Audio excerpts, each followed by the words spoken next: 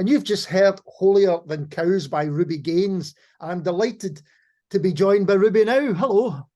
Hello, how are you doing? I'm really well. It's good to see you. So what can you tell us? So the EP's called Heavy Good, and it's going to be coming out soon. First of all, do you know when it's coming out? Have you got the date for that yet?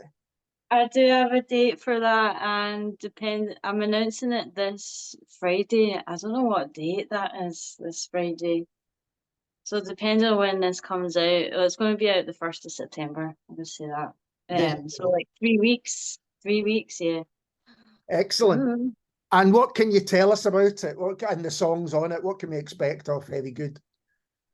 Yeah, well, to me, I think all the songs are like really different from each other, which I don't know if that was the smartest thing to do, but it was just what was coming out of me at that time. Yeah, I recorded it with Christopher McCrory, with my friends Steph and Craig, who were on bass and drums, and did that last year, like a year ago now. So I'm so excited it's actually like it's happening. So all the songs were completed a year ago. You've kind of been. Yeah. So how does that feel, kind of after length of time? Do you ever feel like going back and tinkering with them or anything, or you just go, no, that's them done, that's it? Well, I was like that for like the first 6 months. But now it's a good representation of me at that point, you know. But now I'm just like, I want them out. I think they're good. I really like them. So now I wouldn't really touch them, but now I'm obviously like working on other stuff. So it feels strange to have to like be putting them out now. So is that kind of because I talk to a lot of writers and they often say when they're promoting their books, because the book from when they've written it takes a long time to come out, they're then working on the next one. So they're kind of like, oh, kind of over that, you know. Done with that. Yeah. Is it a bit like that? It is, yeah, it's like that. And now I'm just like, I just want to show people what I'm doing now. But you know, as you know, things take time. Yeah, so. Absolutely. And you mentioned the people that you've been working with, and I'm interested in how the process is for you. Do you write the songs on your own and then take them to a kind of group of trusted musicians, or do you write together? How does it work? So I write the songs by myself, and then sit with them for like a really long time, and then I get Steph Core, who plays bass for me, and Craig Harkness, who plays drums. I just bring it to them, and then they just go instantly just put something amazing down to it, which is I'm very fortunate there. And they're so talented and really smart. So they'll always have amazing ideas. But the gist is that I'll write the thing, and then I'll say, make it funkier, please. Is it kind of like that? Oh, I've got this in my head and I have to get that. Because there's someone who isn't a musician themselves. I don't know, how do you think, I know how this sounds in my head, but how do you tell other people? Is that, have people got to be kind of receptive to that? Yeah, well, the reason why I like Craig and Steph is because I can go to them with complete nonsense. I'm like, I can hear the complete sound in my head, but I'm not a great musician, so I can't actually translate what I want them to do. But I'll just go like this, like that classic vocalist trying to tell a drummer what to do and going it's so they're really patient, but yeah, I always have the sound in my head and then they just seem to like pick up what I'm actually trying to say, which is good. And you are going to be, I noticed on your Spotify site you've got a couple of gigs coming up in October. Yeah. And so what and you played recently, didn't you? You played in the Hug and Pint recently, I think.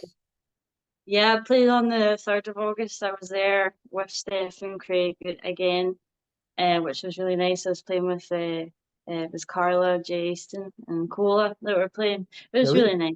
It was nice. It's a nice all female lineup, which was just really nice. It was refreshing. But, yeah, Yeah, that's and Sorry, I was saying. but yeah, and then I've got I'm going to do a kind of EP launch gig to be announced in Right. September. And then I'm going to support Stina, the Honeybloods, on a couple of dates in October in England and Wales. So that's actually my first time playing out of Scotland, which will be cool.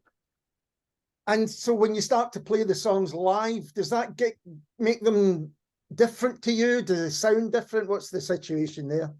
Oh yeah, I mean, well, sometimes I'll play by myself and sometimes I'll play with the band, and obviously either way they sound different from how they were record on the recording. But when I play with them, play by myself, it always is quite a bit different. And I'm a bit lazier with it. And then with the band, I'm just like, it was with the band with this EP with all the songs. It really makes sense for to have those guys there. But yeah, it's wildly different when I'm just by myself, just because I'm just kind of doing what I want. And the live experience that people will get will depend on the kind of setup. Obviously, you might have the full, yeah. Yeah, totally. It just depends on the gig. Yeah, and I'm kind of, cause with all this music coming out, I'm getting used to playing again, and because I've just been playing by myself, so I'm getting used to playing with the guys again. Which is really nice. But yeah, it just kind of depends on the gig, what it's going to sound like. Do you ever, this just struck me now, do you ever think about recording a live set and putting it out? I think it's something people don't really do much these days, but it used to happen quite a lot. Yeah, I know.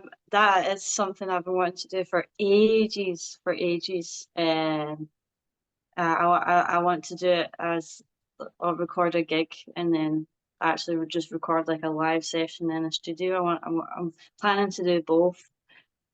Because I think that's really cool. As you say, you don't really see people doing it as much, but I think with the way my music's sort of leaning to, I think it would that would be quite cool. But yeah, it's definitely in the plan. It's in the diary.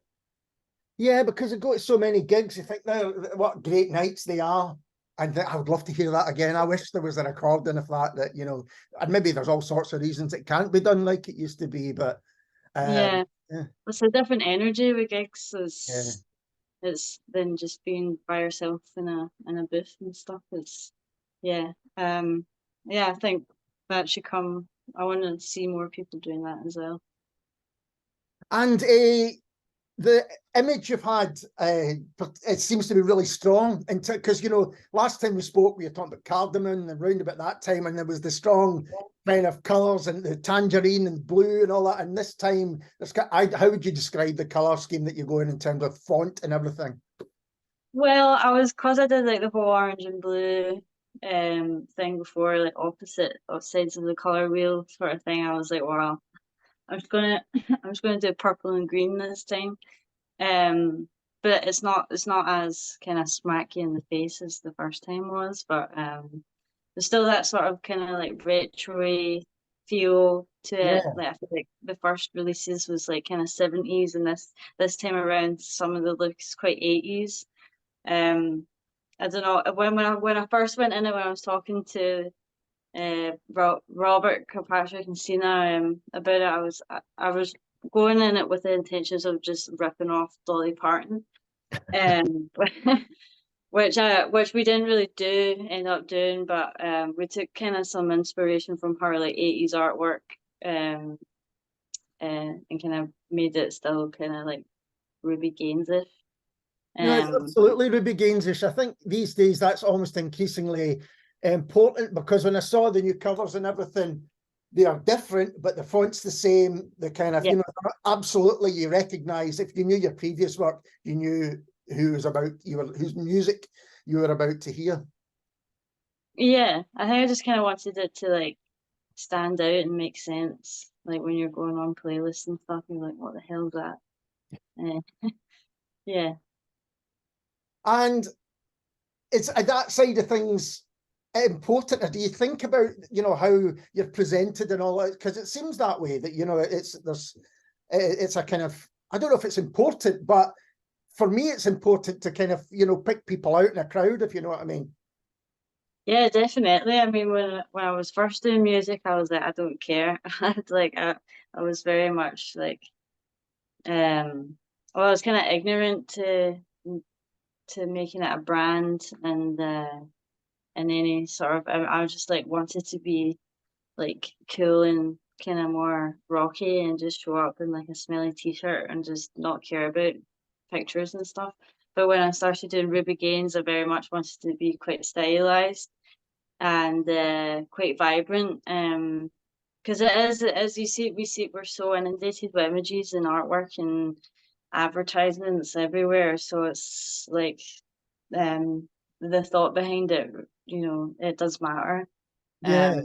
People respond to it and kind of pick up on it and see a pattern there as well. So I think, yeah, I definitely do. We do think about it quite a bit these days. Yeah, because it also seems to me that you're kind of playing with that a bit, and you're also in control of it, of the way you look and the way it's being presented. Nobody else is saying, do this, do that. And I think that comes across as well. Yeah, I hope so. I just like really want to have fun with it Yeah. mostly. Like, I don't think I don't think I would ever have got the opportunity to sit and do any like photo shoots and come up with all these sort of weird looks and stuff. But yeah, the most part is just I want it to be quite fun And does looking. that go to videos as well? Are you doing videos for these releases? Well, we've had some ideas, but I think we're kind of more focusing on like gigs and promotion, other kind of types of promotion other than the videos this time. I definitely, absolutely want to do 100 million videos. I've got a million ideas, but they're just sort of, again, it's just in the diary just now. But to be determined about new videos, I guess. And are you always looking at the way that music is being presented elsewhere? Because you said, you know, the songs have been around for a while, and even over that period, you know, there might be different ways. You can see like the rise of TikTok or something like that, where, you know, different ways that people consume. They maybe don't go to YouTube, or they maybe return. You know, it's changing all the time. Is that something that you're kind of aware of? Yeah, I mean, you can have a plan 1 month and then the world has changed the way they consume stuff Totally, yeah. within the next few weeks, you know. So um I think as I'm just in my flat most of the time, I'm constantly online looking at how people are doing everything. But it's tricky because you need I'm trying to keep on top of it, and I'm not very I'm still learning a lot about like social media and how to promote my stuff and all that. So I definitely look at everyone that I know and say, okay, how are they positioning themselves? What are they doing? Oh, they're on TikTok. Well, everyone's on TikTok now. So yeah, I think I feel like I'm trying to play catch up Yeah. here, but yeah, but it's all fun. It's stressful, but it's fun. I was going to say, but I think everyone feels that they're all playing catch up. I think we all kind of Yeah. feel they're playing catch up, you know, and trying to get anything out there. And for someone who, at the heart of it, the music's the most important thing, I suppose all of that stuff kind of takes you away a little bit from the Oh music yeah, side of things.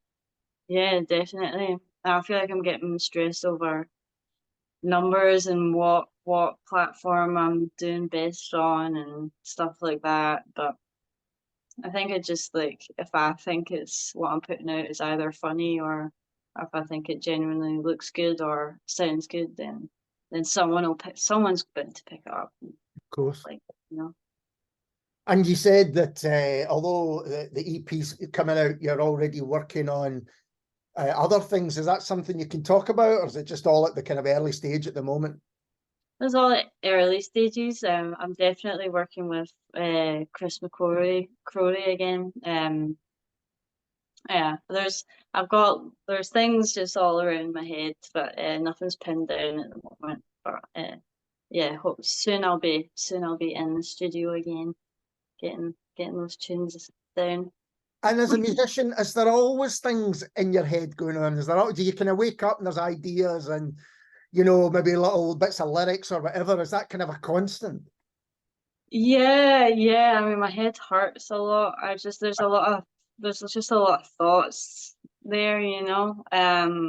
Whether you find like you're creative yourself, whether you find the time to get it all down and organize it all is a different thing. But yeah, there's always something that, as you say, with putting out stuff I've recorded a year ago, like I'm way past that now.